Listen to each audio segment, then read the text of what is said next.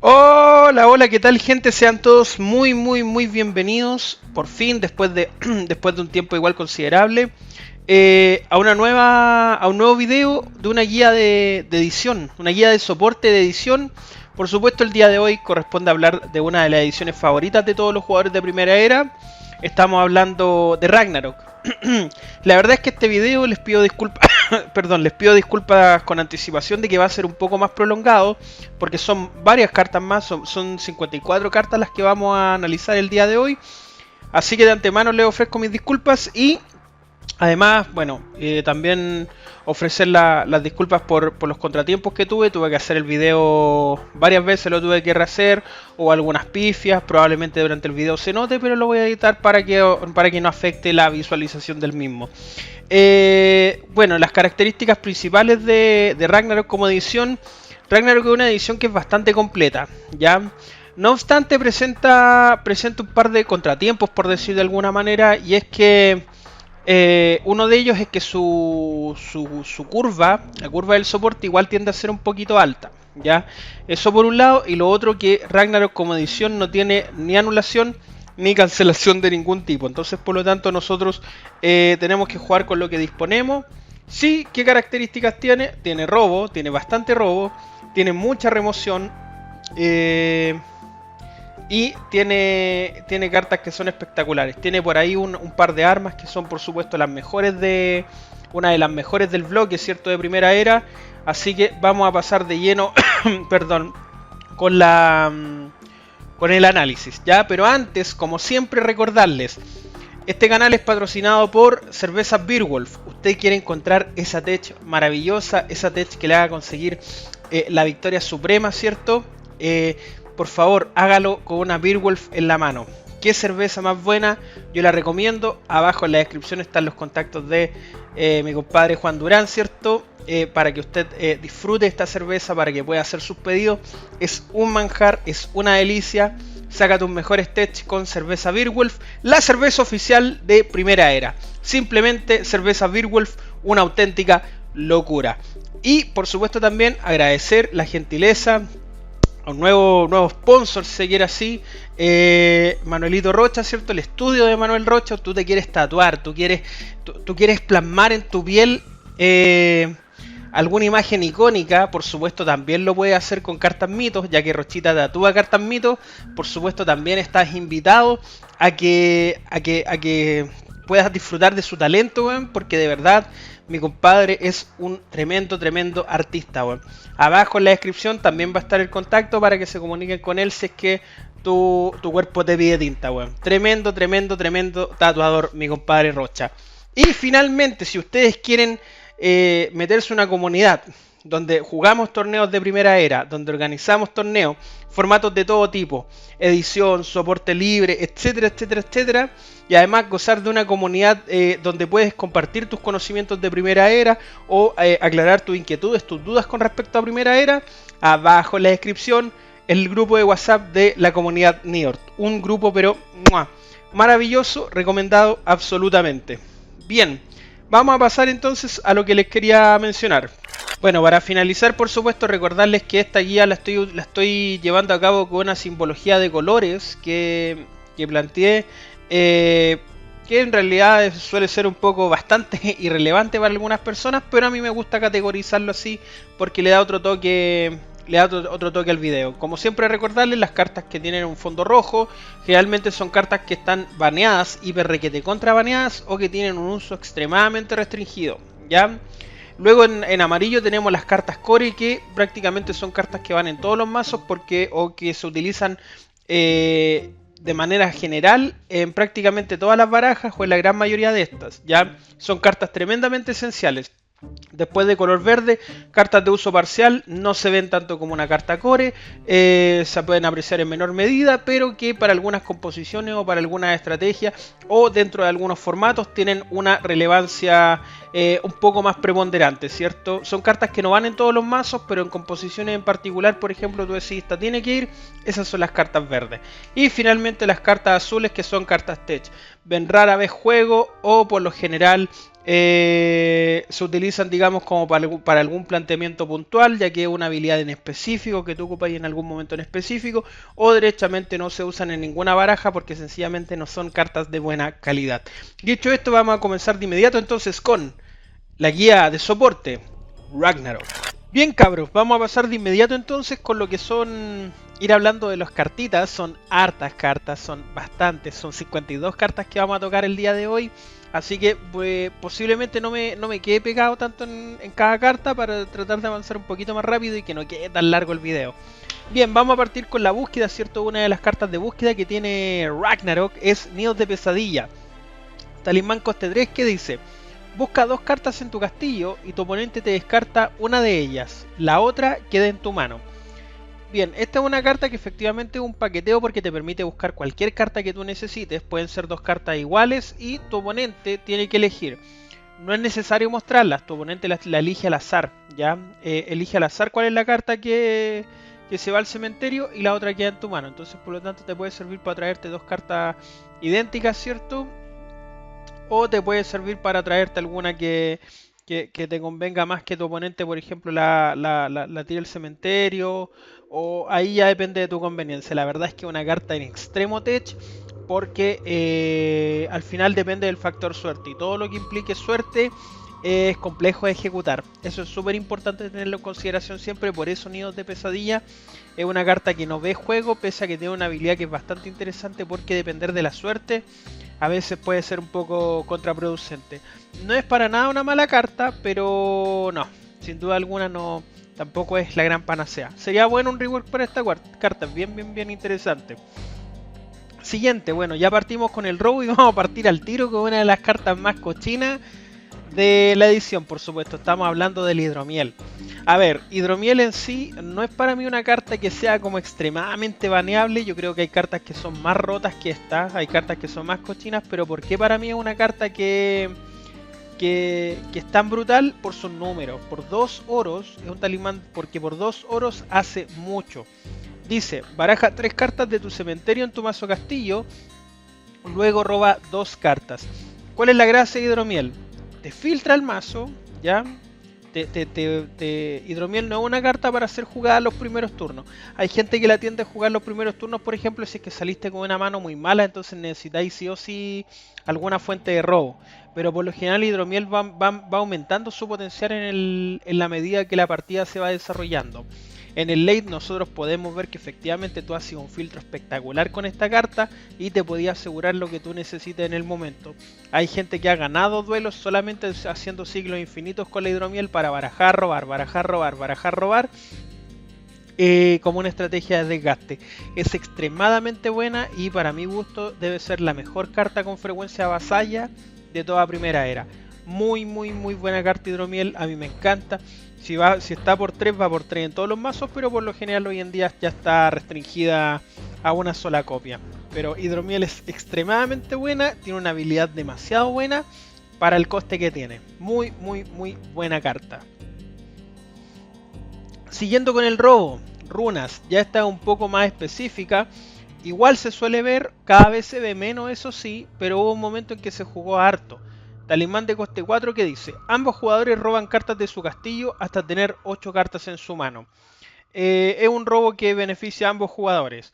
¿Cómo funciona esta carta? ¿Cómo interactúa? Porque muchas veces la gente la ocupa como finisher para poder asegurar el robo, ¿cierto? O para que nuestro oponente robe cartas, ¿cierto? Pero que al final se ejecute como daño directo.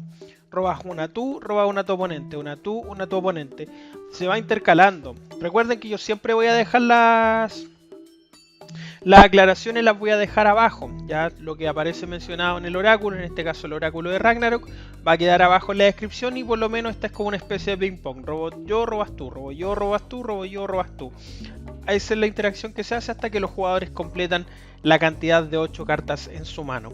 Obviamente es una carta que tiene un efecto global, pero hay que saber en qué momento jugarla. Hoy en día ya no se ve tanto, se prefieren alternativas y motores de robo que sean más... que sean más beneficiosos para el jugador y no tan beneficiosos para el oponente, ¿ya? Pero hubo un momento en que se jugó harto runas, se jugó muchísimo, ¿ya? Pero cada vez está reduciéndose más su uso. Siguiente, bueno, esta es una carta para asegurar el robo. Lo que llamamos coloquialmente, ¿cierto? Como paqueteo. Forma rapaz, talismán coste 2 que dice: mira las 5 primeras cartas de tu mazo castillo, luego ponlas en cualquier orden en la parte superior de tu mazo castillo. Es una carta para paquetearte, no tiene gran ciencia, no es una buena carta. Ya yo creo que esta de las toolkits se desarrolló en primera instancia para tratar de hacer cambiar las interacciones que tenía Abominación con el Yotrollet, con ese tipo de cartas, pero es una idea que no logró cuajar como corresponde. ¿Ya? No tiene una mala habilidad y tampoco tiene un coste alto, pero la verdad es una carta que es completamente prescindible. Una carta también es muy tech, no he visto que se juegue y hoy en día alternativas para cambiarla no hay muchas, entonces por lo tanto por eso es una carta que se relegó extremadamente su uso y prácticamente hoy en día no ve juego. Sin ser mala, pero como digo, no basta solamente con tener una habilidad interesante y buenos números, sino que también tiene que existir una sinergia, tiene que existir una coordinación para que las cartas se puedan ejecutar, y en este caso Forma Rapaz lamentablemente no logra cuajar ya en ese tipo de estrategias.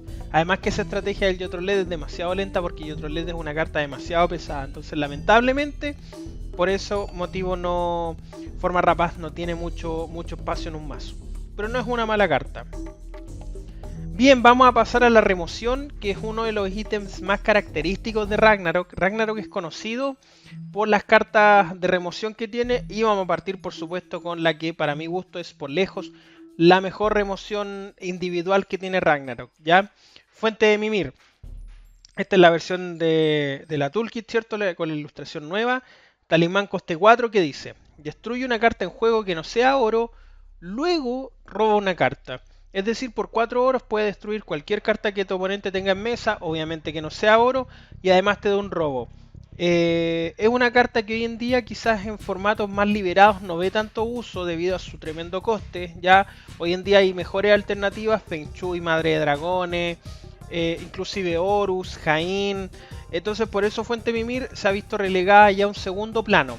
Pero sin embargo esta carta en Racial Edición es Dios, es core, bueno, es clave. Tiene que ir por la cantidad de copias que sea necesario porque es una carta que, sobre todo en la edición de Ragnarok, te destruye tótems, ¿ya? Y además te da robo.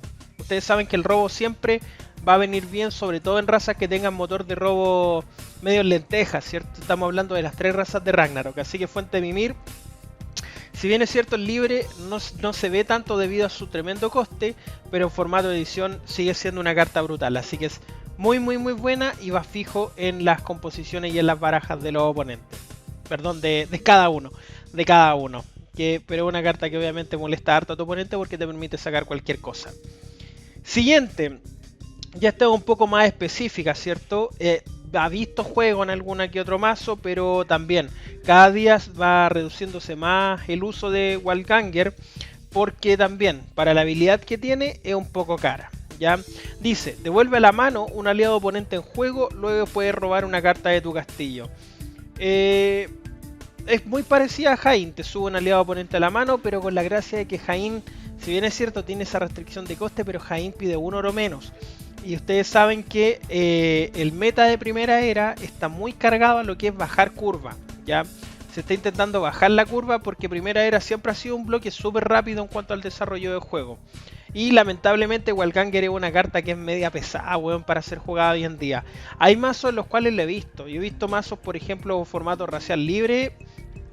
He visto en algún momento mazos Chan que la llevaban. Todavía en Racial Edición la puedes jugar por 1 porque al final igual es una carta que molesta, que atrasa. Pero si no tenía alguna generación o aceleración de oros para poder jugar una carta así, la verdad hoy en día ve cada vez menos juego. No es para nada una mala carta. Se suele llevar en mayor o menor medida, pero cada vez se lleva menos. Ya es muy parecido el caso a lo que ocurre con Fuente Mimir. Fuente Mimir siendo un tremendo cartón, siendo una tremenda carta, pero cada vez ve menos juego debido al coste que tiene las cartas mencionadas, y al igual que Fuente Mimir, con Wallganger ocurre exactamente lo mismo. Por estos números, por coste 3, Feng Shui, Madre de Dragones, Horus, el mismo Jain que pide 1 menos.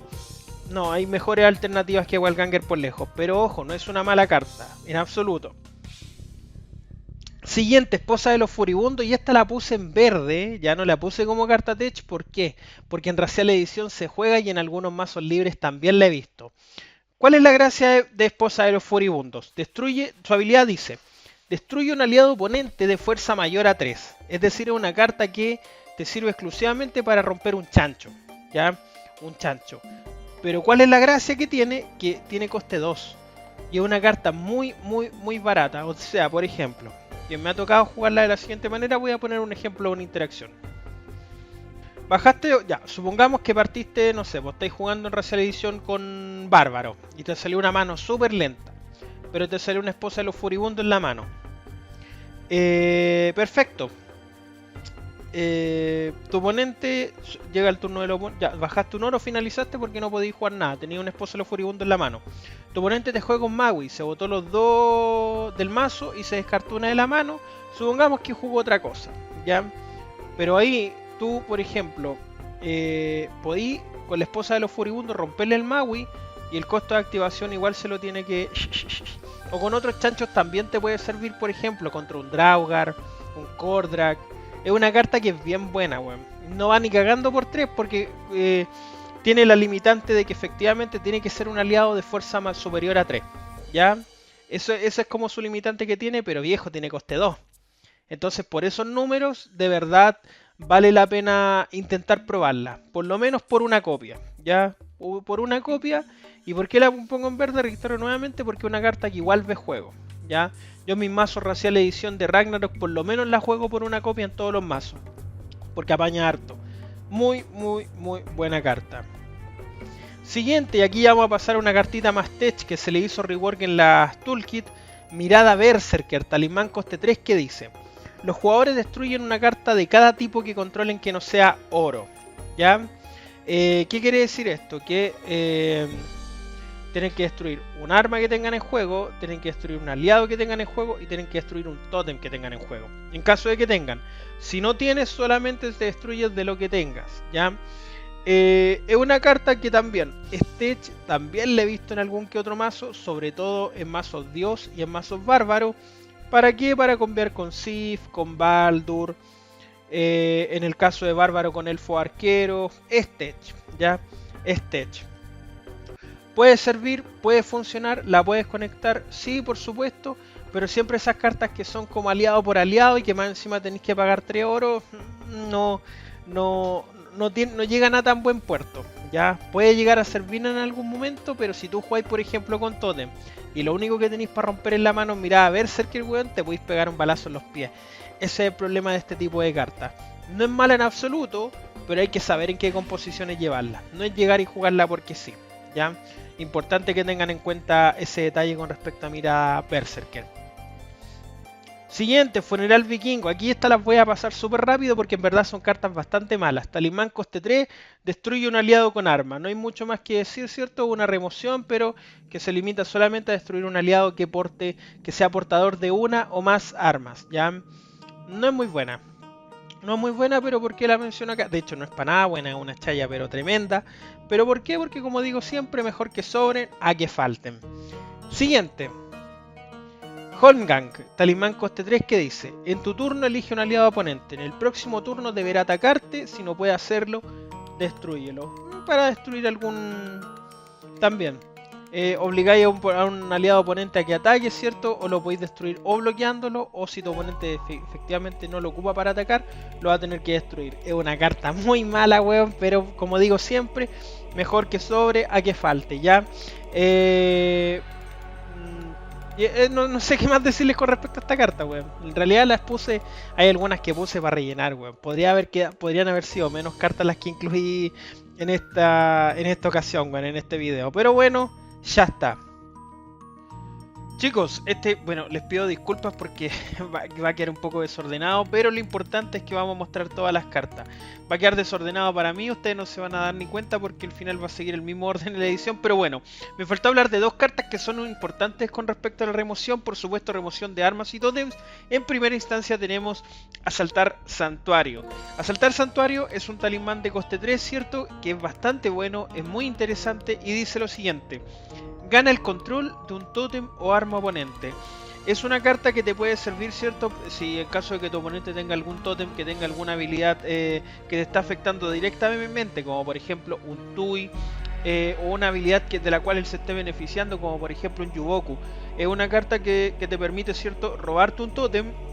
Para armas no se utiliza tanto, a menos que estemos hablando de un arma muy buena, como por ejemplo un arco y flechas, que te puede entregar un beneficio tremendo, pero por lo general se utiliza para robarse tótem y para ganar el control de estos. ¿Ya?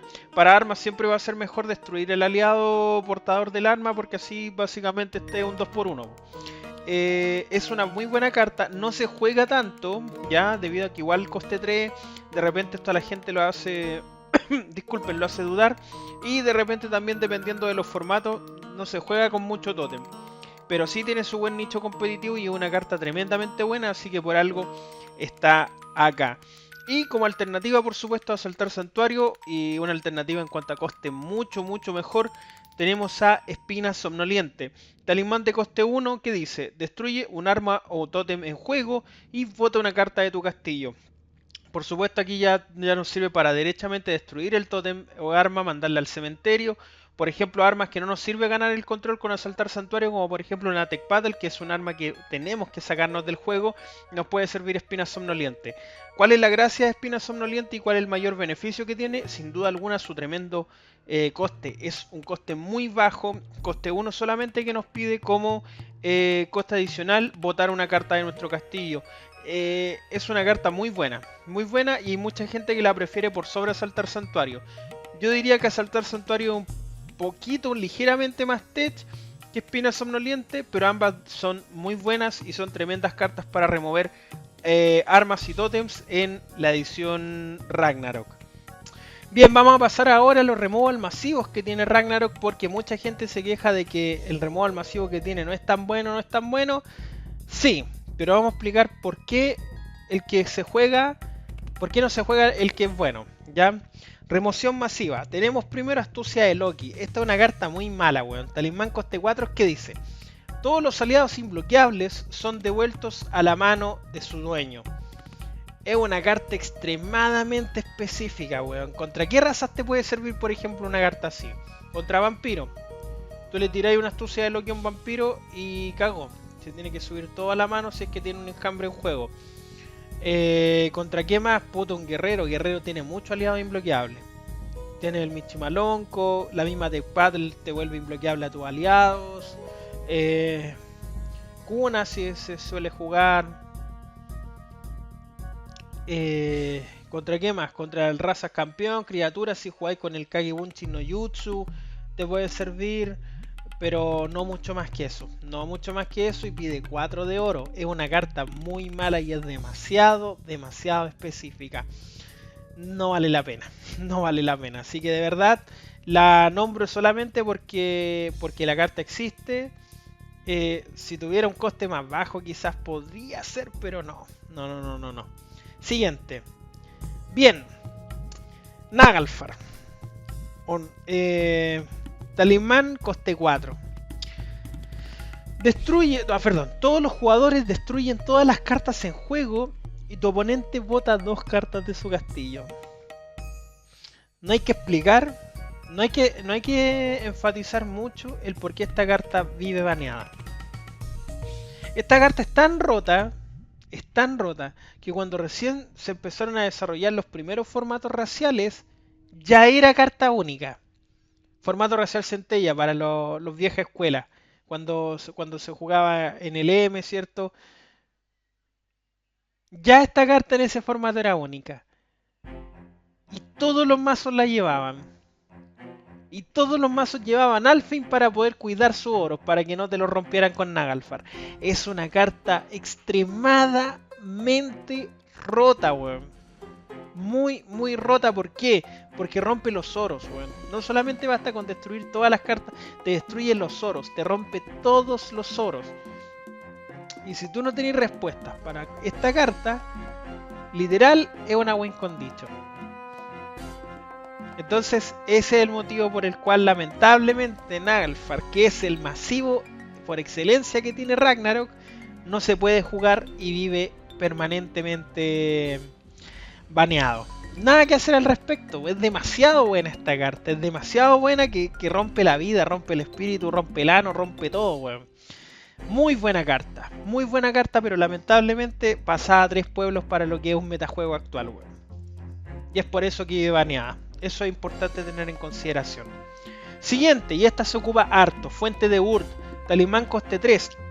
En tu turno, tu oponente destruye todos los aliados que te hayan atacado en el turno anterior.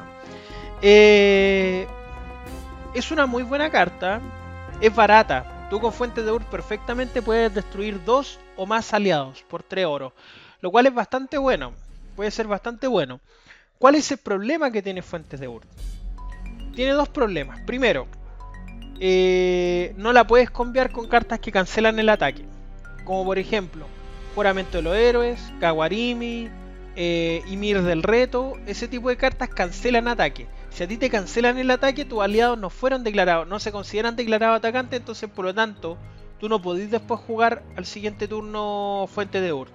¿Con qué talismanes o con qué cartas, por ejemplo, Fuente de Urd sí es conviable? Con Yoroi, con Machitún, por ejemplo. Y si no tenéis ni Yoroi ni Machitún, lamentablemente para poder destruir los 2 aliados vaya a tener que comerte el daño o bloquear, o ahí tenéis que ver. Pero obviamente los aliados tienen que ser declarados atacantes. Si cancelas el ataque, Fuente de Urd no te sirve. Y solamente la podéis jugar en tu turno. ¿Ya? Eso también es un efecto contraproducente porque te deja con menos recursos para poder bajar aliados en vigilia. ¿Ya? Importante eso también en consideración. Pero, pese a los contratiempos que tiene Fuente de Urd, sigue siendo una tremenda carta por su coste y porque se juega tanto en formatos libres como en formato de edición. En formato de edición se lleva por 2 o por 3 y en formato libre se lleva por lo menos por 1, por una copia. Muy buena carta Fuente de Urd, muy buena por el coste bajo que tiene. Bien, vamos a pasar ahora hablando del Rey de Roma, ¿cierto? Que estábamos hablando de la cancelación de ataque recién. Bueno, vamos a hablar por supuesto de la cancelación. Juramento de los Héroes, talismán coste 3 que dice: cancela un ataque oponente. Recuerden, cuando nosotros, ¿qué es la cancelación? La cancelación es el evitar que nuestro oponente ejecute una acción, sea tanto una habilidad como una fase del juego. Pero cuando se cancela una habilidad de una carta que esté en juego o que esté entrando en juego. ¿Ya? No se puede cancelar un talismán. Los talismanes no se cancelan, los talismanes se anulan. ¿Ya? ¿Por qué no se puede cancelar un talismán? Porque un talismán no entra en juego. ¿Ya?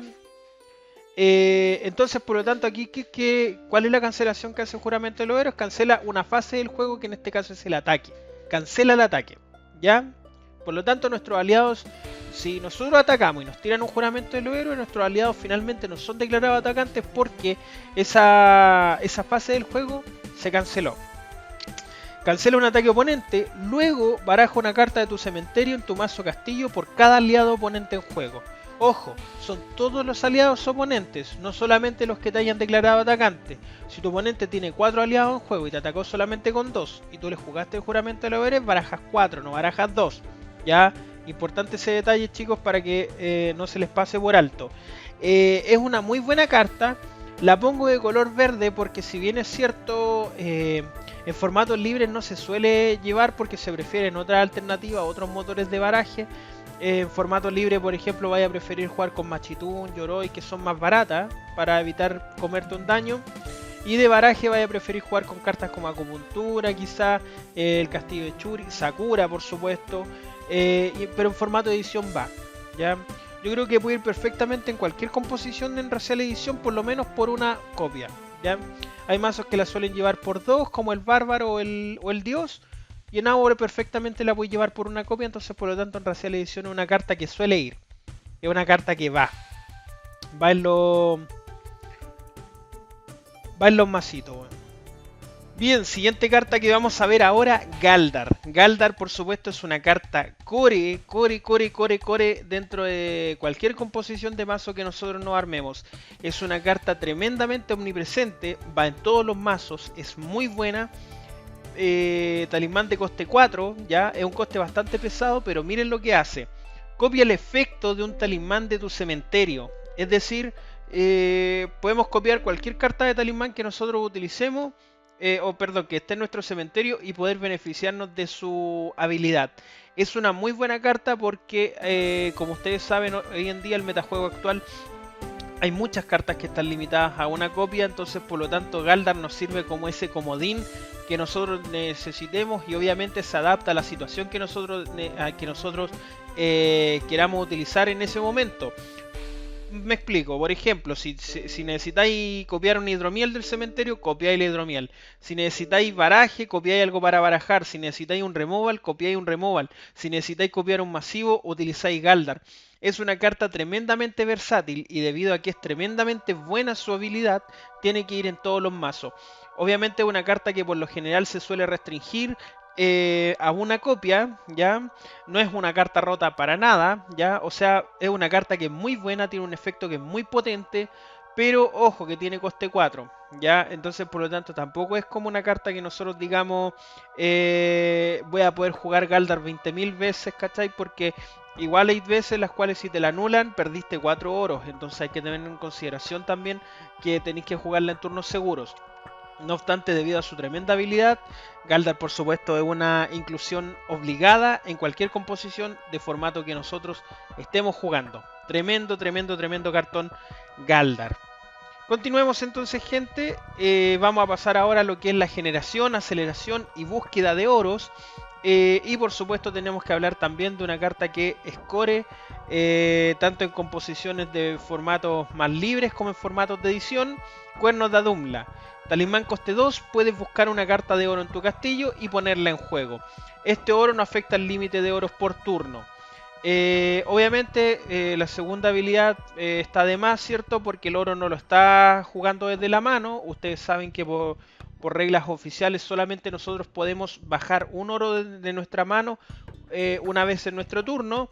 Pero con Cuernos de Adumla, como se juega desde el mazo, da lo mismo, no hay problema con eso. Obviamente no hay mucho más que decir con respecto a este tremendo cartón. Nos permite traer el oro que nosotros queramos. Por supuesto no hay excepciones. Podemos traernos un oro normal, un oro con habilidad, lo que nosotros estimemos conveniente. Es una tremenda carta que obviamente nos permite acelerar, ¿cierto? Acelerar nuestra curva de oros, no evitar la pana de oros. Pero lamentablemente es una carta que hoy en día se suele restringir su uso porque se abusa mucho de ella. ¿Ya? Y ustedes saben que el rampeo de oros es lo que hace ganar. Por eso es que hoy en día cartas, por ejemplo, como los generadores, como Oráculo de Delfos, Oráculo, Resplandor Dorado, son cartas que hoy en día se encuentran completamente baneadas. ¿Ya? Es por ese motivo principalmente, pero bueno, nada que hacer al respecto.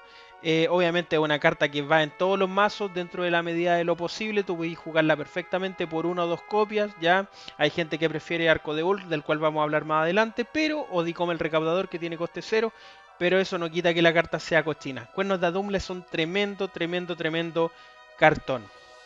Bien, vamos a continuar entonces ahora con las estrategias rompeoros y vamos a pasar ahora con un talismán que hoy en día se está limitando bastante su uso porque también es bastante potente. Tenemos aquí a Draupnir, talismán de coste 4 que dice lo siguiente: tu oponente en su próximo turno no podrá utilizar o jugar cartas de oro. Cuando hablamos de utilizar, por supuesto nos referimos a pagar, es decir, pagar oro, ¿cierto? Para pagar valga la redundancia, pagar el coste de habilidad pagar el coste en oro de una carta que nosotros queramos poner en juego o el coste en oro de un talismán que nosotros queramos jugar. No podemos pagar oros. Y jugar cartas oro obviamente se refiere a bajar oros. Ya no podemos ni pagar ni bajar oros el próximo turno. Obviamente Draupnir es una carta que está enfocada netamente en lo que es atrasar el desarrollo de juego de nuestro oponente.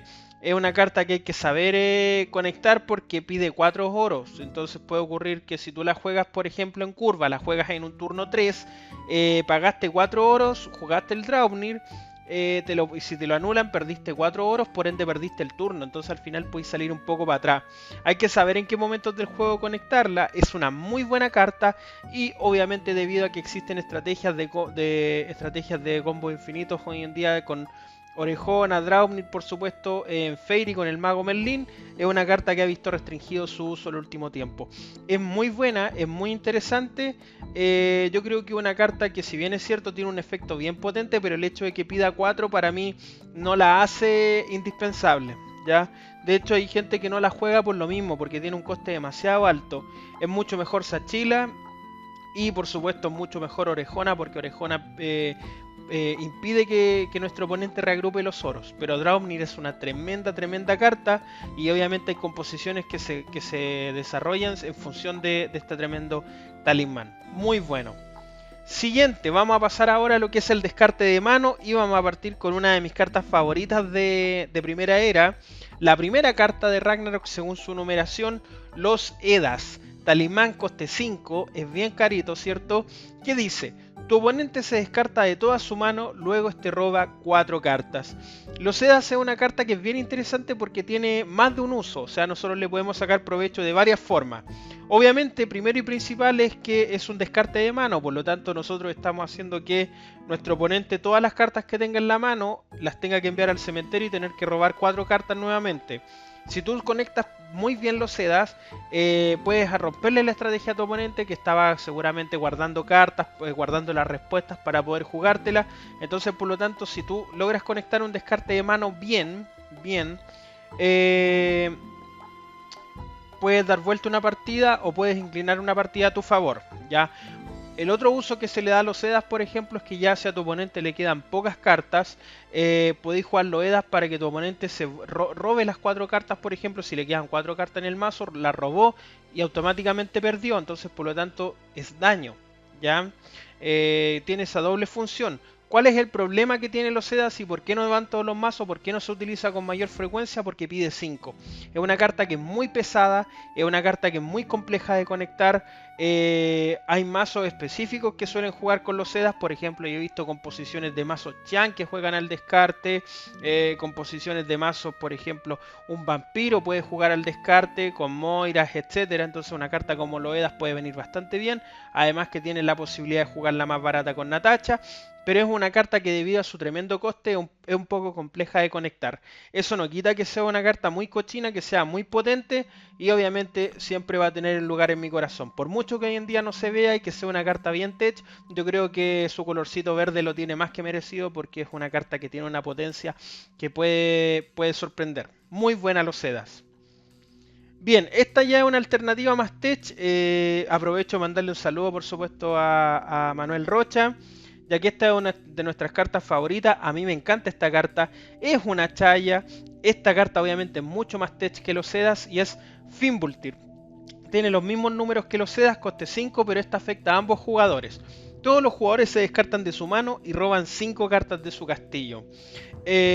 Obviamente es una carta que tiene un efecto global. Afecta a los dos jugadores, ¿cierto?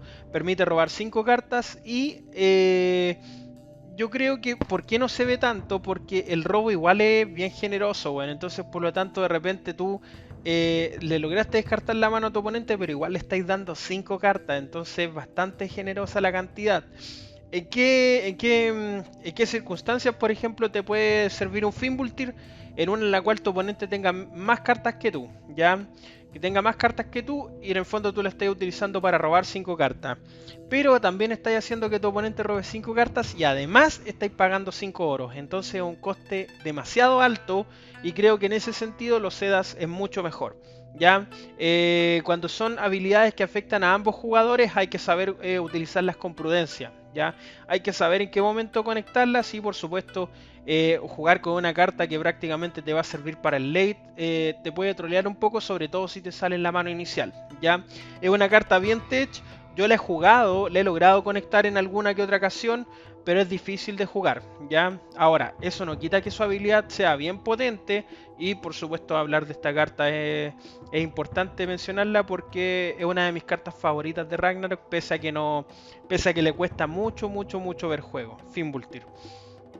Bien, siguiendo con el descarte de mano, ya tenemos una carta que ya es mucho más tech todavía, Espíritus de la Niebla, talismán de coste 2 que dice: tu oponente descarta una carta de su mano y bota una de su castillo.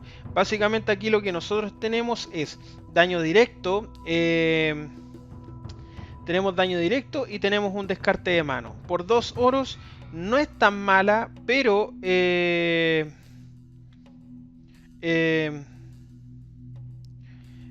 No es tan mala, pero son 2 oros. Entonces de repente, pucha, sería mejor que pidiera 1, ¿cachai?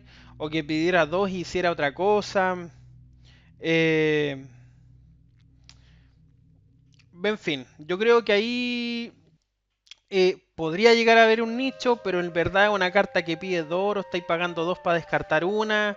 Además que para poder conectarla yo creo que, insisto, hay cartas de descarte que son muchísimo mejores. Cíclope, Cagná, Viaje al Oeste. Viaje al Oeste tiene el mismo coste que Espíritus de la Niebla y es mucho mejor. Ya es una carta demasiado tech y no he visto que nadie la juegue, pero bueno, aquí está. Como bien digo, mejor que sobre a que falte. Bueno, esta ya es bastante potente, ya no se suele ver mucho hoy en día, pero es una carta que en varios formatos he visto que se restringe. Históricamente es una carta que siempre se ha restringido, Fuente de Belhermir, talismán coste 0 que dice, mira la mano de tu oponente y después podrás robar una carta de tu castillo. Si bien es cierto, no es una carta que te haga descartar como tal, pero tiene interacción con la mano del oponente, te permite ver su mano, por lo tanto a ti te permite ya conocer la estrategia que está urdiendo tu oponente, que se está guardando en la mano, qué es lo que posiblemente puede jugar, qué aliado va a bajar. Te está dando mucha información. Ya ver la mano del oponente siempre es información. Además que es una carta que te da un robo y todo esto lo hace pagando nada. Eso le da un estatus, por supuesto, de ser una carta extremadamente rota, pero no se ve mucho porque también en formato soporte edición, sobre todo Ragnarok, tú tenés que jugar con cartas que sean más viables desde el punto de vista de balance en tu mazo. ¿Ya? Tenéis que jugar con los masivos, tenéis que jugar con remoción. El robo, por ejemplo, en Ragnarok, si bien es cierto, tenéis buenos motores de robo, pero casi todos están en el soporte. Abominación no tiene un buen motor de robo. Ragnarok, Bárbaro, depende mucho del elfo arqueros también y tenéis que saber cambiarlo. Y en Ragnarok tenéis muy pocas cartas para poder cambiarlo. Dios también tenéis que cambiar para poder robar. Entonces, por lo tanto, tú vayas a preferir jugar con robo, ¿cierto? Pero además vayas a preferir jugar con removal. Por eso es que se juega Fuente de Mimir. Por eso es que se juega Arco de Bull, Espada de Frey. Y Fuente de Belhermir. Ahí cuesta un poco hacerle el espacio al mazo. ¿Ya? Además que, como digo, no hay tanta sinergia en cuanto a estrategias de descarte de mano. Obviamente esta carta en otro formato, en un formato libre quizás, por ejemplo, sí se ve restringida por su tremendo potencial. Pero es una carta que, por ejemplo, brilla más en libre que en Racial Edición o en Soporte Edición. Muy buena carta, obviamente, y por sus números hace mucho y es un tremendo cartón Fuente de Belhermir. Bien, vamos a pasar ahora a lo que es el control. Y también vamos a pasar a una de mis cartas favoritas que lamentablemente hoy en día está en mucho desuso. Metamorfosis de Loki. Talismán de coste 4 que dice: los bonos de fuerza se aplican negativamente con un mínimo de 0 hasta el final del turno. ¿Qué quiere decir esto? Si tú, por ejemplo, tienes en juego un tótem de jaguar que da más 1 a todos los aliados, perdón, si tu oponente tiene un tótem de jaguar que le da más 1 a todos sus aliados, ese tótem le va a empezar a dar menos 1.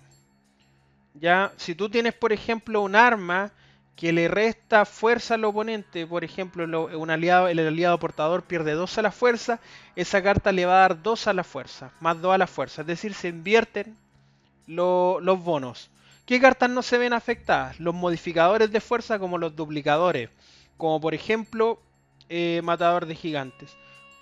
Daemon, ya son cartas que no se ven afectadas porque son cartas que nos dan bonos de fuerza, sino que son cartas que duplican la fuerza, ya no le da un bono de fuerza como tal, sino que la duplica.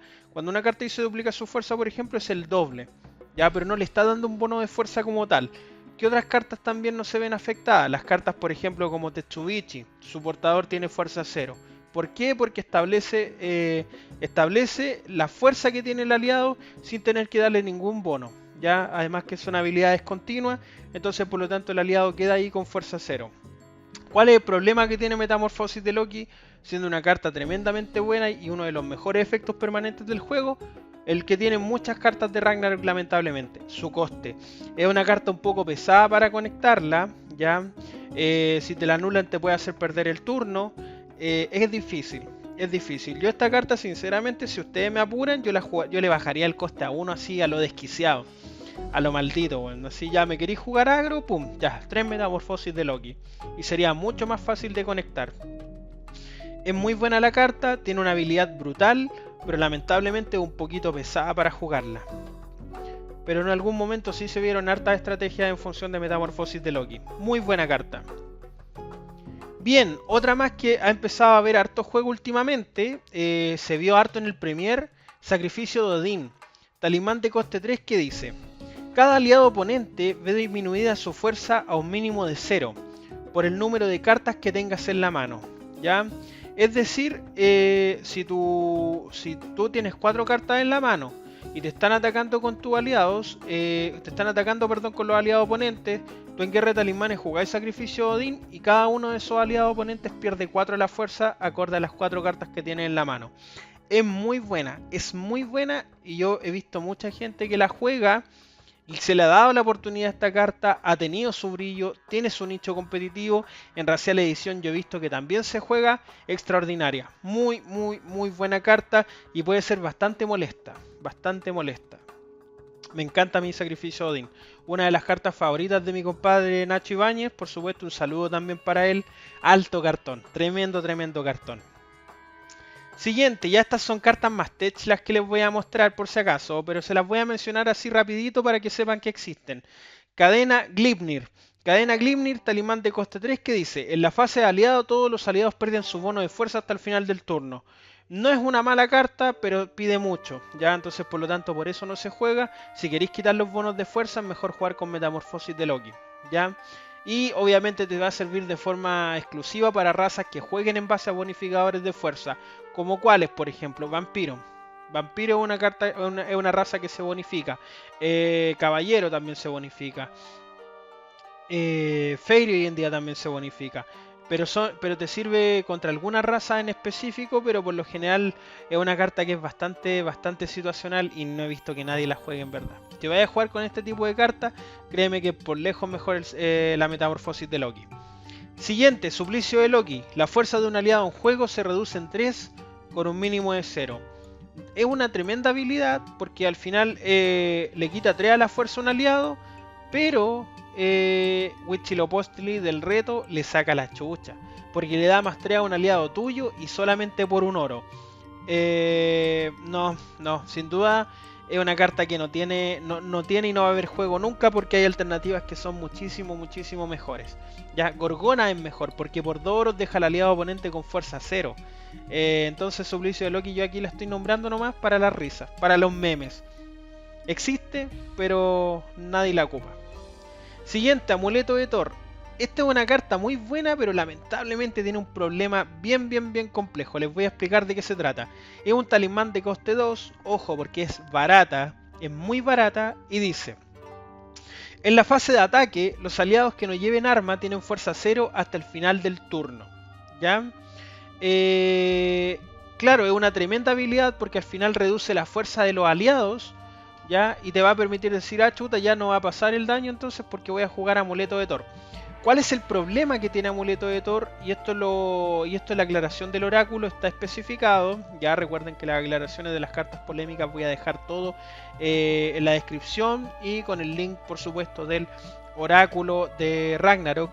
El problema es que esta carta tú la tenés que jugar sí o sí en respuesta al ataque oponente. Entonces, por lo tanto, es una carta que tú anuncias demasiado, ¿ya? ¿Por qué? Porque tu oponente, por ejemplo,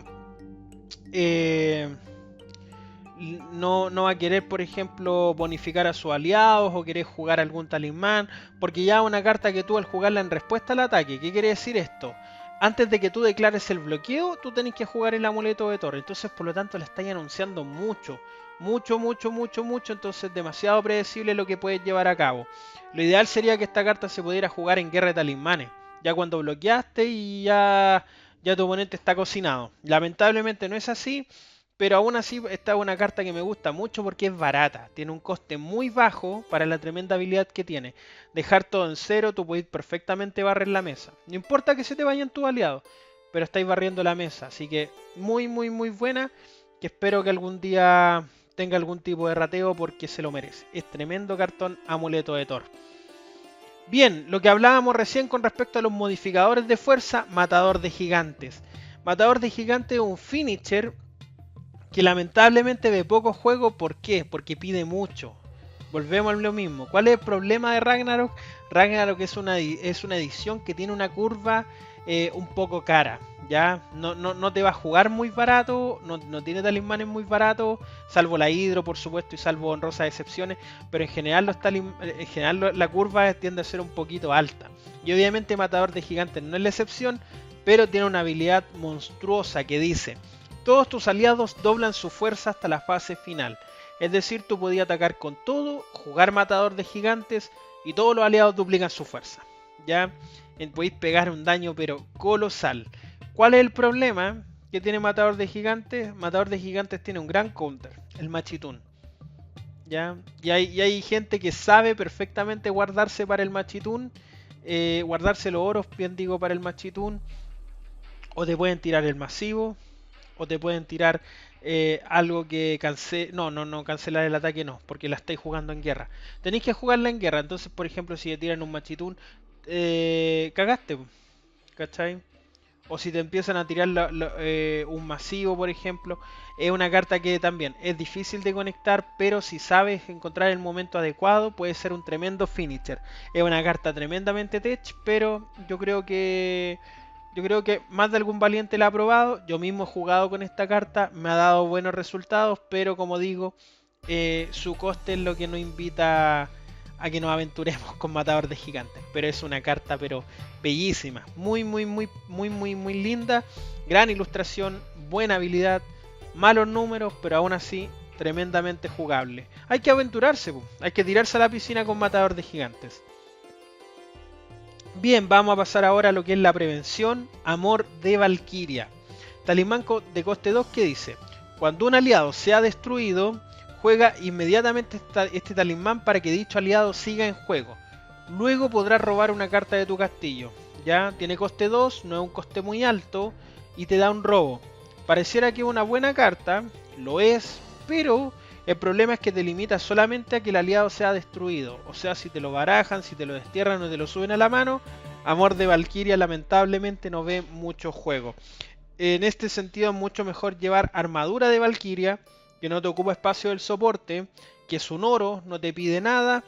Ya voy a hablar de este más adelante, pero Amor de Valquiria, siendo una tremenda carta, lamentablemente no ve mucho juego. Es una carta tech, pero yo he visto más de alguno que de repente la juega para testearla, para probarla, pero también es de esas cartas que en el papel se ven muy buenas, pero que cuesta conectar. ¿Ya? Además que siempre va a ser mejor tratar de jugar, tratar de ganar la mesa. ¿Ya? Ragnarok tiene muy buenos aliados, entonces por lo tanto Ragnarok es una edición que al tener tanto aliado bueno, va a preferir siempre tratar de ganar la mesa. ¿Ya? Entonces, en vez de jugar con cartas para prevenir, para proteger a tus aliados, vaya a preferir jugar con más aliados, más volumen de aliados. Sin embargo, esto no quita que Amor de Valquiria tenga una habilidad tremendamente buena y, como digo, he visto gente que la ha conectado y he visto gente que se ha aventurado. Interesante carta. Bien, vamos a pasar entonces ahora al último talismán que toca ver, daño directo, ¿ya? Y tenemos una de las cartas más troll de primera era, Forja de Enanos, talismán de coste 3 que dice: tu oponente descarta cartas de su castillo hasta que aparezca una carta oro. A mí me han tirado esta carta en la cara, más de una vez, y he perdido por Forja de Enanos. ¿Cuál es la gracia de Forja de Enanos? ¿Cómo se tiene que jugar? Tenéis que jugarla en el late, ¿ya? Y más o menos cachar bien la cantidad de oros que tu oponente tiene, tanto en juego como en su cementerio. Y si tú ya cacháis que tiene como 13, 14, más o menos 15, tiráis la Forja de Enanos y va a pasar todo el daño. Es una carta que tienes que guardarte hasta el final, o más o menos si tú ya intuyes que puedes pegarle un daño significativo. Ya es una carta que hay que saber en qué momento del juego conectarla, pero se ha visto últimamente harto como finisher y hay gente que la está utilizando. Bien por esa gente, porque en verdad es una carta súper potente, ya súper potente, así que por eso la dejamos en verde, porque está viendo más uso hoy en día. Alto cartón Forja de Enanos. Bien, gente, vamos a pasar ahora a lo que son las armas, ¿ya? Nos quedan varias cartas. Tenemos que armarnos de paciencia nomás, pero vamos a partir de inmediato. Voy a avanzar un poco más rápido con las cartas más tech. Esperemos que así sea. Guantes de hierro, talismán, arma de coste 3. Guantes de hierro, arma de coste 3. Agrega 1 a la fuerza de su portador. Su portador no recibe daño de combate. ¿Qué quiere decir que no recibe daño de combate? Que tu oponente no puede ser destruido, por ejemplo, si lo atacan. Si tu oponente ataca y este bloquea, no puede ser destruido por bloqueo. Y si ataca y lo bloquean, no puede ser destruido por bloqueo. Básicamente a eso se refiere. ¿Ya? Te lo pueden destruir con un removal, te lo pueden sacar del juego con una carta en particular que no sea por ejemplo en la fase de ataque o bloqueo, pero por daño de combate, claro, efectivamente después cuando se resuelve el daño en una asignación de daño, el aliado, si bloqueó a un aliado con más fuerza que él, no es destruido. ¿Ya? Tiene una buena habilidad, pero lamentablemente tiene números malos. Tiene coste 3, yo siempre he dicho, para que un arma te cueste 3 tiene que tener un efecto que sea muy potente, ¿ya? Y además que el bono que entrega guantes de hierro es súper mezquino, weón, ¿ya? Es una carta que tiene una habilidad interesante, pero un poco mezquina, weón, y nadie la juega. Pero no tiene mala habilidad, en absoluto. Siguiente, martillo de Thor. Bueno, yo creo que esta es una carta que mucha gente encuentra icónica en primera era, pero la verdad es que es bastante mala. Bastante mala. Arma de coste 3, nuevamente. Por cada punto de daño que haga este aliado al castillo oponente, podrás barajar igual número de cartas de tu cementerio con tu castillo. Martillo de Thor es carta única. ¿Cuál es el problema que tiene Martillo de Thor? ¿O cuáles son los problemas que tiene Martillo de Thor? Partamos. Tiene coste 3. ¿Ya? Punto 1. Punto 2. No entrega ningún bonificador de fuerza para que efectivamente el aliado portador tenga una fuerza significativa para poder tener un baraje decente. Punto 3. No asegura que ya la fuerza de nuestro aliado portador pueda pasar, ¿cierto?, por sobre los bloqueadores de nuestro oponente, como por ejemplo hacer al aliado imbloqueable. ¿Ya? Punto 4. Es carta única, o sea, si se nos va al cementerio o si no tenemos tanto motor de baraje y optamos por jugar Martillo de Thor, cagamos. ¿Ya? Y punto 5 y final, hay mejores alternativas de baraje en la misma edición de Ragnarok. Ya lo dije, Hidromiel y Juramento de los Héroes. Ahí tenéis dos cartas de baraje que son mucho mejores que Martillo de Thor. Sin duda alguna. Además que, como les dije, un arma depende de ser portada por un aliado, no es una carta que podáis jugar por sí sola, a diferencia de otro tipo de cartas que entran en juego como los tótem y los aliados. ¿Ya?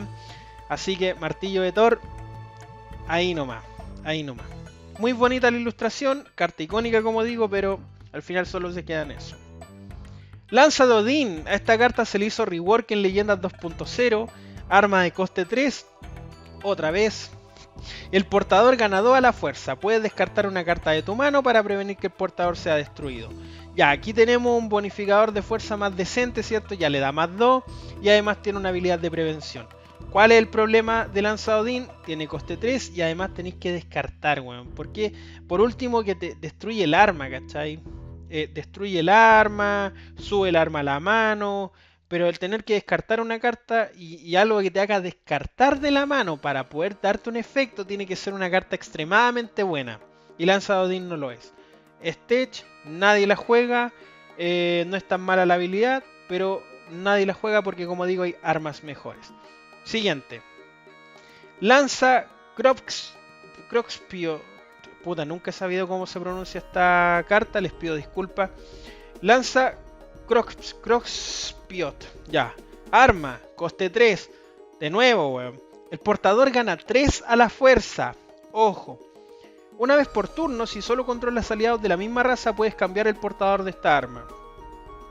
Yo he visto mazos en los cuales hay gente que la lleva por 1. ¿Ya? Porque da más 3. Ya es un bono.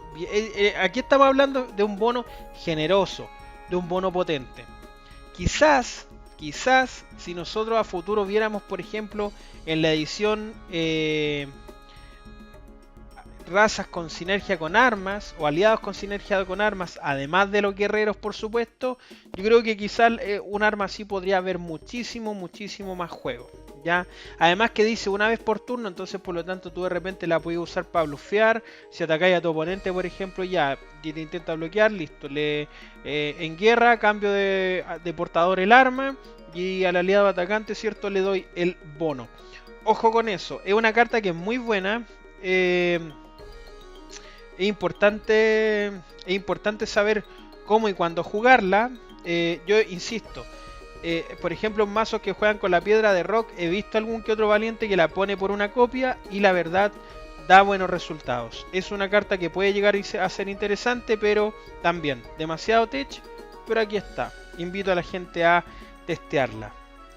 Bien, ahora sí que sí, ahora sí que sí, carta core, pero sin lugar a dudas, pues viejo. Arco de Ur, arma, coste 3, de nuevo, weón. Pero ojo, el portador gana 1 a la fuerza. Pero el bono es lo que menos importa. ¿Qué dice el arma? ¿Qué dice la habilidad? Cuando entra en juego, busca un oro en tu mazo castillo y ponlo en tu reserva de oros. Luego roba una carta. Cartonazo, weón. Cartonazo. ¿Qué quieren que les diga? Te acelera los oros y además te da un robo. Es lo que uno necesita, por supuesto, siempre para poder asegurar la curva.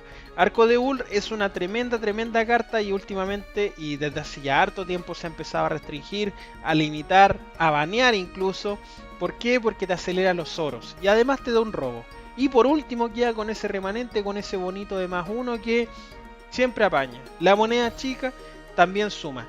Tremenda carta, sin duda alguna, va en todos los mazos. Muy buena Arco de Ur. Y hablando de cartones brutales, por supuesto, aquí vamos con la hermana de Arco de Ur, que va también en todos los mazos.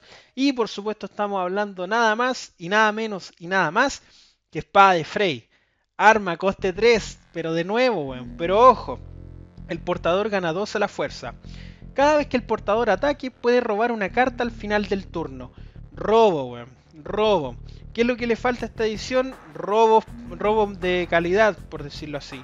Y muchas veces nosotros tenemos que compensar el poco robo que nos dan nuestros aliados con armas o con soporte. Y Espada de Frey es por lejos una de las mejores alternativas. Si el aliado ataca, roba hasta el final del turno igual, aunque te lo saquen del juego porque ya activó su habilidad, ya se disparó. ¿Cuál es la forma con la cual tú no podrías robar con Espada de Frey si te cancelan el ataque? Ya, por ejemplo, si te cancelan el ataque con un Ymir, con un Kawarimi, con un Juramento de los Héroes, te cancelan el ataque ya. No robaste con Espada de Frey porque obviamente el ataque no se ejecutó. Pero sin embargo, de cualquier otra forma, aunque el aliado te lo saquen del juego, robas. Así que es muy buena y por supuesto da +2 a la fuerza, que es un bono bien generoso. Me encanta Espada de Frey. Siguiente, Gunbantane. Gunbantane es un arma de coste 2, por fin un arma de coste distinto a 3. Dice, agrega 1 a la fuerza de su portador. Siempre que este aliado haga daño al castillo oponente y se resuelva el daño, podrás ver las 3 primeras cartas del castillo oponente y ordenarlas como quiera. Básicamente le estáis paqueteando el mazo a tu oponente. ¿Cuál es el problema que tiene esta arma? Que de repente, buen puta, si tu oponente se está buscando algo y baraja el mazo, no te va a servir. Da un bono de 1 a la fuerza, entonces por lo tanto tenéis que ponérselo a un aliado que te asegure daño para poder activar la habilidad. Sí, ese es otro. ¿Qué más? Tiene que hacer daño el aliado. Ya, entonces por lo tanto tenéis otro más. Es una carta de hecho, weón, pero no he visto que nadie la juegue. Como digo, no hay nada en Ragnarok que supera la Espada de Frey y el Arco de Ur. Sin más que agregar, pasamos a la siguiente. Hacha danesa, ojo con esta, es muy buena. Recuerden que esta era la carta meme de primera era porque era un arma sin habilidad, pero hoy en día ya tiene habilidad. Arma de coste 2 que dice, el portador gana 2 a la fuerza. Puedes destruir esta arma para que una carta en juego y todas sus copias pierdan su habilidad hasta la fase final. Buena carta. Buena carta. No se juega tanto por un tema de espacio, pero es una muy buena carta. De repente llevarla por una copia te puede salvar. Te puede servir incluso hasta para cerrar un duelo. Si le sabes borrar la habilidad a la carta correspondiente que te está jodiendo la vida. A mí me gusta Hacha danesa. Me encanta. La he testeado incluso en mazos, por ejemplo, que juego con piedra de rock, de la cual vamos a hablar más adelante, y borrando la habilidad a los Jerry Freaky para que puedan atacar. Es interesante la carta, es interesante porque te da control y el control siempre viene bien. El problema, claro, efectivamente es que tienes que destruirla, pero tenéis formas para poder recuperarla, ¿ya? Así que esta danesa, muy buena habilidad le dieron a esta carta que era un meme viviente. Siguiente, Cinturón de Thor, creo que esta es la última. A esta se le hizo un rework en Leyenda 2.0. Arma de coste 2, el portador gana 1 a la fuerza. Cuando entra en juego, busca un arma en tu mazo castillo y ponla en tu mano. Puedes tener más de 3 copias de esta arma. Meme, la puedes jugar como en un mazo meme de puro Cinturón de Thor, pero no mucho más. No tiene una habilidad buena, nadie la juega. Pero aquí está, se le hizo rework en leyendas, como digo, mejor que sobra que falte. Siguiente, pasemos a los tótem. Tótems. Bueno, vamos a partir con el primero, por supuesto, Templo de Uppsala. Tótem de coste 3, que dice: una vez por turno puedes pagar 2 de oro para robar una carta de tu mazo castillo. Esta carta corresponde al kit de extensión y cuando se anunció, mucha gente, incluyéndome, pensábamos que era el tótem que venía a resolver los problemas de Ragnarok, los problemas, por ejemplo, de razas que no robaban como Dios, pero nos encontramos, ¿cierto? Chocamos contra la pared y descubrimos que es una gran decepción. ¿Por qué? Porque es una carta que es muy cara de ejecutar. Tenemos que pagar 3 oros para jugarla y 2 más para activar la habilidad por primera vez. Es decir, el coste de activación de la primera vez del Templo de Uppsala son 5 oros. Es mucho, weón. Es mucho. Si nosotros tuviéramos algo donde pudiéramos jugar rápido los tótems, tanto en Ragnarok como en otras ediciones que no sea chamán, ya porque chamán no necesita un tótem así, porque tenéis Kukulkan, que Kukulkan es mucho mejor porque pagáis una nomás. Podría tener mayor uso, pero lamentablemente el que tenga un coste de activación tan alto hizo que esta carta de a poco fuera perdiendo lugar. Ya al principio, cuando recién salió, se ocupaba mucho, pero ya después fue diluyéndose su uso hasta que ya hoy en día prácticamente no se ve. La sigo dejando en verde porque siento que tiene una habilidad bastante interesante, pero ya prácticamente ni se juega. Se prefieren siempre mejores alternativas de robo. Un poco decepcionante la carta, pero no tiene una habilidad mala. ¿Ya? El tema es que, claro, son muchos oros los que tenéis que desembolsar para poder activarla. Pero aquí está Templo de Uppsala. Siguiente, Nidavellir, tótem de coste 4. Ya, esta carta a mucha gente le gusta, incluyéndome por supuesto. Tiene una habilidad un tanto complicada. Y esta yo creo que también la voy a dejar dentro de las aclaraciones abajo. Dice: cuando tu oponente juega un aliado, paga su valor, es decir, su coste, y este quedará bajo tu control por el resto del juego. Nidavellir tiene varios problemas. Primero, tiene coste 4, ¿ya? Segundo, tenéis que quedarte con oro en reserva, ¿cierto? Es decir, tú no podís desarrollar tu juego en vigilia porque tenéis que quedarte con los oros atrás para poder empezar a robarle los aliados a tu oponente. Tercer problema, no... Las habilidades que son activadas o disparadas cuando los aliados entran en juego, las ejecuta tu oponente y de ahí pasa a tu control. Me explico. Si tu oponente te juega un dragón de magma o un Einherjar, el oponente te va a destruir un aliado a ti porque la carta entró en juego. Y recién ahí tú le quitáis el mono. Entonces, por lo tanto, claro, te vas a quedar con el aliado tú, pero igual te rompió otro aliado, pues, bueno, ¿cachai? Entonces, para ese tipo de cartas, Nidavellir no te sirve. Ya he visto que hay gente que la logra conectar de buena manera, pero es difícil. Ya es difícil jugar con Nidavellir por lo mismo, porque hoy en día, en el metajuego actual, hay mucho aliado que dispara habilidades cuando entra en juego. Ya, sin embargo, he visto a más de algún valiente que lo juega y lo ha logrado conectar, obteniendo algún que otro buen resultado. Ya, pero es Ultra Tech. Si tuviera el rampeo de oro desataba a los malditos, yo creo que igual la gente se aventuraría más con Nidavellir. No deja de ser una carta buena en todo caso, ojo con eso. Siguiente, Asgard, tótem de coste 3. Cada vez que tu oponente te destruye una carta, él debe destruirse una carta del mismo tipo. Si te rompen un aliado, tiene que destruir un aliado. Si te rompe un tótem, se tiene que destruir un tótem. O es de Asgard es de esas cartas que afectan al jugador. y no afecta a una carta objetivo en juego, entonces por lo tanto tu oponente elige qué carta se tiene que destruir. No sé, weón, no sé. Yo esta carta antes la encontraba buena, pero no. Pero hoy en día ya no, weón. No me convence, weón. No me convence. Difícil hacerle espacio a una carta así. Pero bueno. No tiene una mala habilidad, pero es complejo. Es complejo y quizás en un mazo Dios podría causar estragos si fuerais con Dios y jugarais con Asgard, pero ¿qué sacáis? ¿Cachai? Ese es el tema. Pero bueno, no tiene una mala habilidad, pero no me convence. Siguiente, Alfheim. Hoy en día relegada, cierto, una carta Tech, pero en su momento, weón, iba en todos los mazos. Alfheim, tus cartas de oro en juego no podrán ser destruidas. Obviamente, ¿por qué? Porque hoy en día todo lo que es la destrucción de oro está súper nerfeado, weón. ¿Cachai? Por lo general está baneado el Vishnu, está baneada la Salomé, está baneado el Inti, Feng Shui se ratea para que no rompa oro. ¿Qué más, weón? Puta, Kayakuyutsu se restringe o se banea. Entonces ya prácticamente todo lo que tiene que ver con destrucción de oros o control de oros está limitadísimo. Entonces por lo tanto por eso hoy en día jugar con una carta como Alfheim no tiene mucho asidero.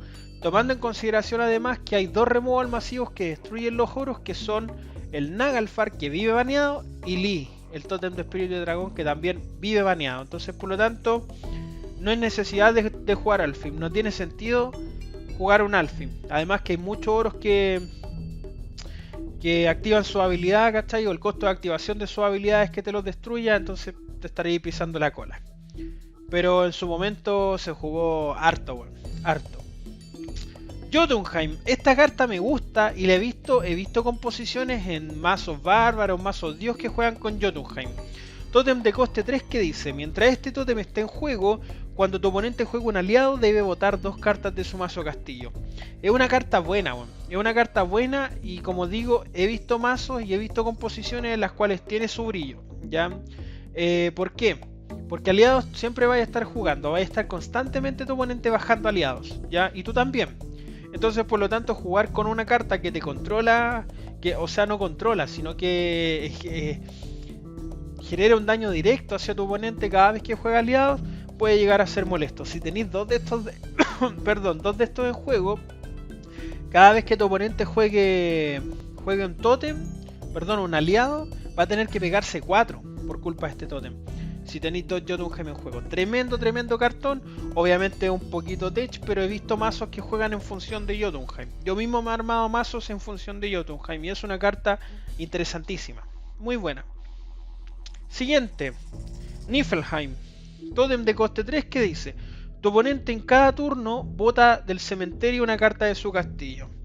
La verdad desconozco en qué fase del juego, si funciona igual que Chen, que en agrupación o en vigilia, lo desconozco, no tengo el documento a mano en este momento, pero voy a dejar la aclaración abajo de cómo funciona la interacción con Niflheim en el turno oponente, ¿ya? Pero básicamente un tótem que por 3 de oro le bota una carta todos los turnos. No es muy bueno, pero tampoco es tan malo. Ya creo que Jotunheim es mucho mejor, sin lugar a dudas. Midgard, tus aliados después de atacar vuelven a la línea de defensa por 3 oro. Lo mismo, es de esos tótems que en el papel se ven bonitos, pero la verdad no son tan buenos y no tiene mucho sentido jugar con algo así. Porque tú cuando jugáis agro, ¿cuál es el objetivo de un mazo agro? Pegar más daño del que se va a comer tu mazo. Entonces, por lo tanto, tú cuando jugáis con composiciones que son extremadamente agresivas, a ti te da lo mismo bloquear, porque de repente tú no buscáis mitigar daño. Tú cuando jugáis agro no buscáis reducir el daño a tu mazo castillo, sino que lo que tú buscáis, el objetivo tuyo, es ganar metiendo más daño del que tu oponente te puede hacer a ti. Entonces, por lo tanto, ¿tú qué vayas a preferir? ¿Conservar tus aliados para seguir atacando? ¿O dejarlo en defensa, dejarlo en la línea de defensa para bloquear y de repente sacrificarlo? No, pues tú vas a preferir atacar y meter más daño que tu oponente. Entonces, por lo tanto, cartas de este estilo te pueden servir en alguna que otra composición, pero no un tótem, weón. Si por ejemplo no sé, pues weón, por ejemplo, Sol puede ver juego en un bárbaro porque Sol hace lo mismo que este tótem, pero es un aliado. Y es un aliado que tiene el mismo coste, pero tiene fuerza 4. Entonces, por lo tanto, la carta por sí misma puede atacar y defender, y eso la hace mucho mejor que un tótem, ¿ya? Porque el tótem no tiene sentido si no tenía aliado en juego, pues. Entonces, por eso yo creo que una carta como Midgard es super tech y super meme. Pero bueno, aquí está. Siguiente, Muspelheim. Esta es una mierda de carta. No porque su habilidad sea mala, pero volvemos al mismo caso de Templo de Uppsala, pero ya esto es un drama, weón. Coste 5, weón. Una vez por turno paga 4 de oro y destruye una carta en juego que no sea oro. ¿Cuál es el problema que tiene Muspelheim? Reitero, el mismo que Templo de Uppsala. Pagar el coste de activación de su habilidad por primera vez, y en el caso de Muspelheim son 9 oros. Quizás en un chamán que jugáis los totems gratis podría haber juego. Pero aún así son 4 oros, weón, ¿cachai? Escaleta. Así que ojo con Muspelheim. No es una mala carta, porque al final igual es un removal constante. Pero tenéis que jugarla en composiciones ultra específicas y no sé si en chamán vais a estar dispuesto a jugarla, weón. Pero bueno, no es mala, en absoluto. Pero, weón, pagar 9 oros para lo hoyo, weón, para lo hoyo. Bien, pasamos ahora a los oros. Nos queda poquito, weón, nos queda poquito. Y por supuesto vamos a pasar a uno de los oros más rotos de primera era. Drakar, weón. Este oro genera 2 oros para armas, totem o talismanes. O sea, no es que los genere, porque no genera oros virtuales, sino que Drakar cuenta como 2 oros para armas, totem y talismanes. Abajo en la descripción también voy a dejar la aclaración con respecto al Drakar. Obviamente no hay mucho que decir de por qué esta carta vive baneada. Porque es un acelerador por excelencia y es un acelerador que no te ocupa espacio en tu composición, en tu mazo, porque es un oro, weón. Es un oro. Y llevar este oro ya por uno ya es estúpido, porque te acelera mucho. Si tú te quedas con un Drakar atrás y un Yasakani, por ejemplo, en turno oponente ya podéis jugar un talismán de coste 3, ¿cachai? O podéis jugar, por ejemplo, una marca del tigre, un Sosna, y además si te lo intentan anular, tenía el oro para anular el flechero oponente. Entonces, marca una diferencia tremendamente grande. Todos los oros que te aceleran los oros, que te generan oro, ¿cachai? En un formato que tiende a jugar las cartas a pulso, weón, van a estar extremadamente rotos. Por eso cuando hice el video de la ira al Nahual hablé de lo cochino que es Tesoro de Guayacán, pese a que tenéis que romperte 2 aliados, ¿cachai? Porque pasaste, por ejemplo, de tener un oro a tener 4 al tiro, weón, de golpe, ¿cachai? Lo mismo pasa con Drakar. Tú bajaste turno 1 un Drakar y ya podéis jugar cartas de coste 3. Podéis jugar, por ejemplo, un Jotunheim, que estábamos hablando recién, y ya tu oponente desde su primer turno va a tener que estar pegándose 2. Entonces marca diferencias demasiado grandes y es por ese motivo que lamentablemente Drakar tiene que permanecer baneado. Ya es uno de los mejores oros de primera era. Yo creo que está dentro del top 3 de los mejores oros de primera era, sin duda alguna. Bien, siguiente, Gaerhorn. Si este oro es destruido, puedes buscar 2 cartas de oro en tu castillo y ponerlas en juego. Es un acelerador de oros, por supuesto, muy bueno, pero no ve mucho juego. ¿Por qué? Porque en los formatos donde este oro es mucho más fácil de combiar, se banea.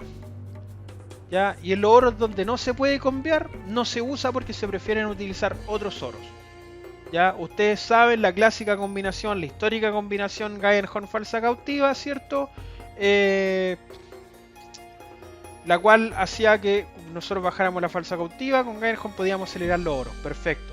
Pero cuando en soportes libres, por ejemplo, en formato así, Gaerhorn se banea, ¿cachai? Entonces, listo, no se juega. Y por ejemplo, ponte en formato de edición, la carta con la que podéis combiar el Gaerhorn es el Bragi, ¿ya?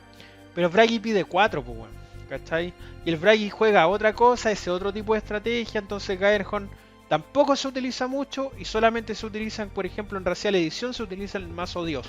No se ve ni en Abominación ni en Bárbaro. Entonces, en composiciones específicas donde hoy en día podemos ver Gaerhorn, porque Obviamente si estuviera liberado con todo lo que les expliqué anteriormente sería un oro asqueroso.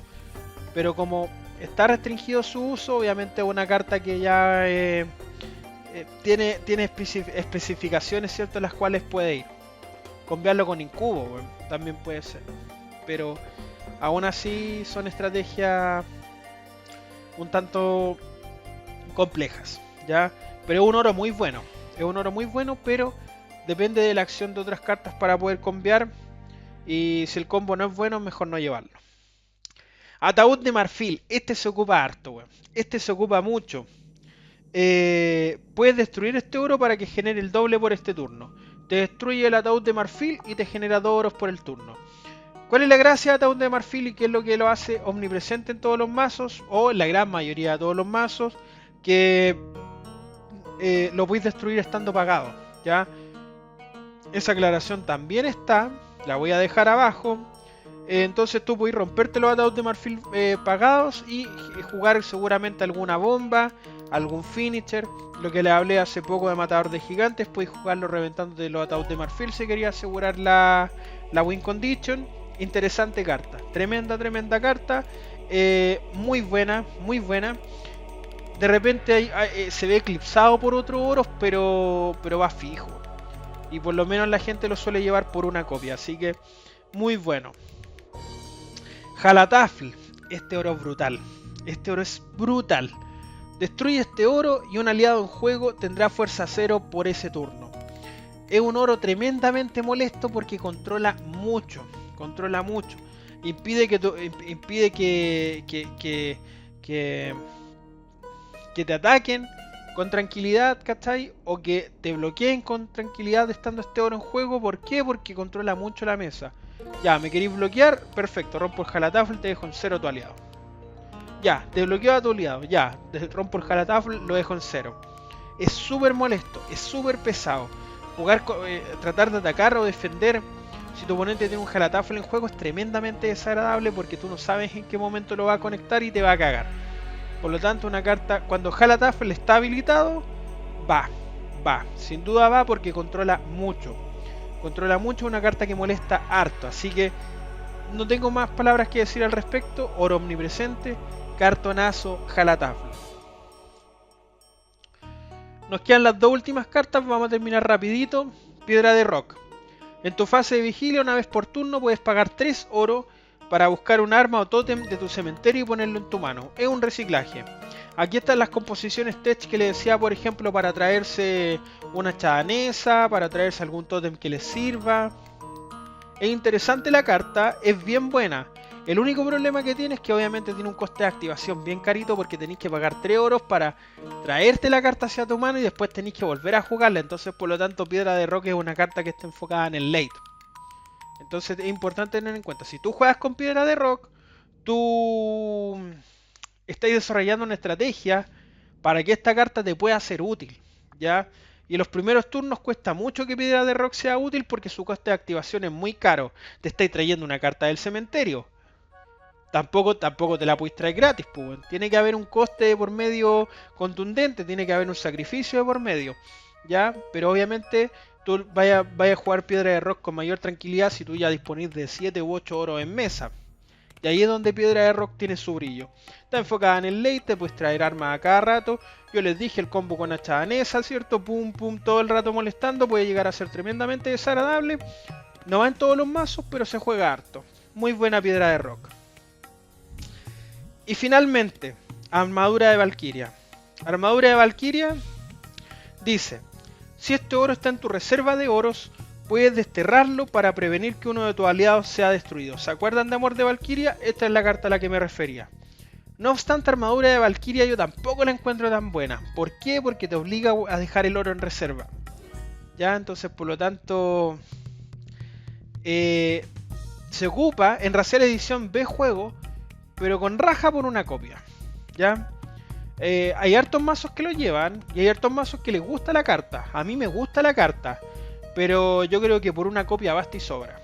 Ya, porque imagínate tener 2 de estas en juego y de repente proteger a los aliados y todo, te obliga a dejar el oro en reserva y es molesto. Es molesto, pero por una copia, para prevenir así, para el momento preciso, me parece que está bien. Así que Armadura de Valkyria, pese a que no la encuentro tan buena por el hecho de tener que dejarla en reserva, va igual. Por lo menos en formatos de edición, va igual. Muy buena carta. Bien, gente, hemos llegado al final de este video. De verdad, de corazón, espero que les haya gustado. Es un video bastante largo. Me tomó harto tiempo grabarlo por lo accidentado que fue el proceso de grabación, edición, etcétera. Pero bueno, aquí está y ahora esperemos avanzar de forma más continua.